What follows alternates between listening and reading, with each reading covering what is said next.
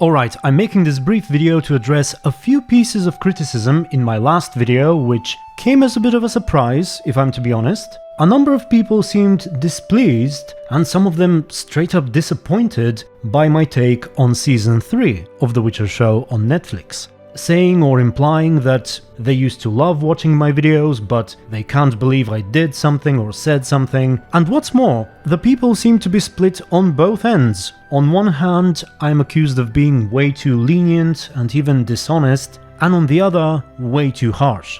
So I'll try to address this quickly. Starting with the issue of being too harsh on the show, because that's more narrow and specific. It's basically about my take on Margarita's casting. Now, I should say that in comparison to some of the more grievous issues I have with the show, like the removal of the Sword of Destiny and some of the nonsense from Season 2, my concerns about Margarita are fairly minor, and you can probably tell by the fact that I only spent like 30 seconds talking about her casting. I've complained a lot more about King Foltest, but nevertheless, let's get into more specifics. I think the issue people have with my take is one of two things. Either that I'm projecting my own preferences onto the show, aka I don't like overweight women and so I don't like Margarita, or that I refuse to acknowledge that there are countries and cultures and individual people who prefer overweight women and find them to be paragons of beauty and attractiveness. I suppose I can address both of these together. First off, I should say that there is nothing personal in my take. There are no issues with any cultures or individuals who prefer overweight women, or any women or men. Basically, as long as you don't like the removal of the Sword of Destiny, you're perfectly fine in my book. And even my own personal preferences, if you wish to go there, are fairly broad. I do generally prefer women of healthy weight, but whenever I've been truly interested in someone, it has never been because of how hot they were, and especially now that I've gotten a little older, I value appearance even less. And so, if it was established that the general population of the Northern Kingdoms, or the Mage Brotherhood, or even Ciri specifically, prefer overweight women and consider them especially attractive, I would have no issues with the casting. However, I don't think there is any indication of that. While the books do not specifically describe everyone's body measurements, I think it's safe to assume what kind of bodies the sorceresses are supposed to have. And I'll try to find some more quotes as well.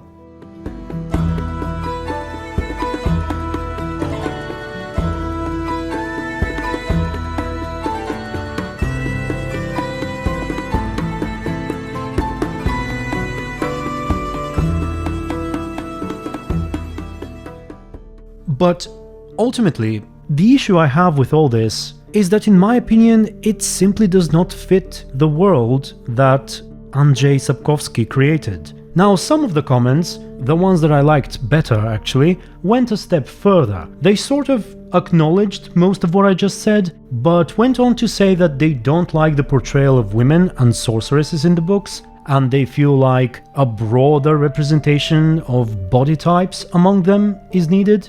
Now, I don't know if that is what Netflix is thinking as well, but let's assume that it is. Let's assume they don't like the way sorceresses or women in general are portrayed in The Witcher, and they want to do it otherwise. I know many of you are not fans of people inserting their own social or political views into movies and shows, especially ones that are based on something pre-established, like The Witcher, and generally I'm not a big fan of it either, but I think there is a right and a wrong way to do it. Needless to say, I think Netflix are so far doing it wrong, by essentially doing nothing else except for changing a character and calling it a day. But to do it right, the way I see it, you have to do something more. You have to make us think and feel and relate to these issues. Perhaps make an entirely new character who stands for whatever you wish to insert or change, but make that character interesting and relatable. Let her have a memorable backstory or side plot,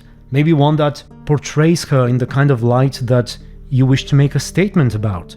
And if you do it well, perhaps you'll get people to think about issues that they haven't thought about before, perhaps you will change minds and who knows what else, but it takes effort, and so far I'm not seeing it in Season 3. Actually, Thronebreaker The Witcher Tales, a deeply underrated game, has an old sorceress who is also a bit of a hippie, and that certainly doesn't fit the general portrayal, for which, by the way, there are reasons.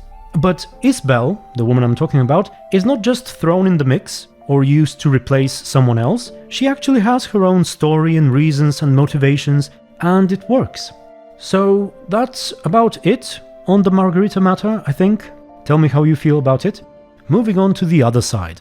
Some of you were displeased and let down by me breezing through certain negative aspects of the show, or completely ignoring them, and generally adjusting my expectations lower when watching and talking about Season 3. This is a little more difficult to address, it's a lot less specific than the issue with Margarita, and also there is more truth to it. It's precisely in the lowering of expectations part.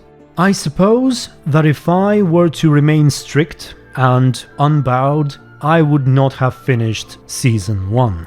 I hate to bring up the freaking removal of the Sword of Destiny again, but that fact alone was enough for me to instantly realize that they will mess it up. And sadly, but not surprisingly, I was right. And afterwards it got worse, and I have truly had to force myself through certain parts, especially in Season 2, and despite how it might seem sometimes, I actually don't like talking about things that I don't like. This is at the root of why I'm still not sure if I'm watching anything after Season 3, and also, to a large extent, the reason why I did not review every episode separately. Some of you also mentioned that I was too lenient with the dear friend stuff, but that is mostly because I don't wish to repeat myself from previous videos. I believe I already talked about how they ruined not just the dear friend part, but Yennefer in general in the previous season, and now I was just kind of happy to see that they're trying to do better in terms of Yennefer's writing in Season 3, and generally staying a little closer to the books.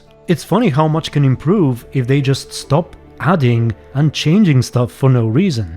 People often tell me how I should be more accepting of changes, but so far they're basically always for the worse. Even in Season 3, a seemingly small change, like making Radovid older, has a diminishing effect on the entire Redanian plot and Radovid's tenuous relationship with Philippa Eilhart. It's not even so much about his romance with Dandelion, it's the fact that it comes at the expense of something else. I suppose I can make a similar point to what I said about Margarita here. Perhaps they should have invented a new character for Dandelion to be interested in, instead of doing it with Radovid. I guess I drifted a bit off topic, but yeah, I'm a fan of the Witcher games, as you probably know, and the books as well. A fanboy, some might even say. And I'm excited about seeing it on TV, and I want it to be good. I would happily commend Netflix if they do things properly. I ultimately don't harbor any strong negativity towards the show or its creators. I certainly don't get any kicks from seeing them fail or anything like that. And I'm curious what they'll do for the ending of this season. The ending of Time of Contempt is one of the best parts in the books. Without spoiling too much, it's almost like a soft ending, made even more significant, I suppose, by the departure of Henry Cavill, which I'll probably talk more about in my next review. So that's mostly what I had to say on the matter, probably not a very satisfactory response, and I do feel in a weird place as well, simultaneously wanting and not wanting to deal with the show any further. At any rate, tell me how you feel about everything I've said so far. I will be away from home for several days, but when I return, I'll hopefully get back into The Witcher 3, because I still have some videos I want to make there. Earlier today I saw that I haven't launched the game in 6 days, and that's just too long. But okay, thank you very much for watching. If you've made it this far, special thanks to my supporters and YouTube members, and until the next video, stay tuned and be good.